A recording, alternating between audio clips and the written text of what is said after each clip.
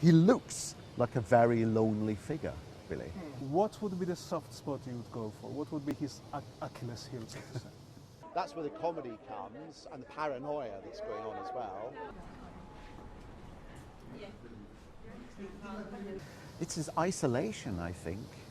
Wow. It's the fact that everyone, I mean, the iconic symbol is that massive long table that he meets people, the 12-foot long, you know, bigger than the Sistine Chapel in length. There's that, and I imagine him in a world where people, every day people are further and further away from him, and all he's got left is him and his shadow, and then maybe he's scared of his shadow and his reflection, and they're gradually reduced as well. And that's his perpetual complaint, isn't it? That the West is laughing at Russia, the world is laughing, they're not laughing now. It's this very human, I think, very vulnerable sense of vulnerability, of being attacked. There's an insecurity there that can only be processed by these very macho, we've got missiles, we've got even worse things we can do, the threats. But that's the sign of a bully. That's how a bully, but he's a bully on the world stage. There are already, we hear rumors of the fact that people can only tell Putin what he wants to hear.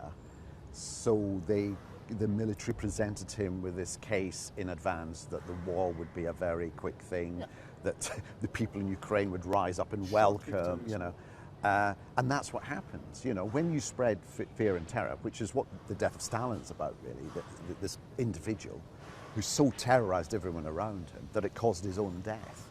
He collapsed of a stroke in the middle of the night, but people were too scared to open the door, see if he was okay. People were too scared to ring for a doctor before they'd consulted the entire committee.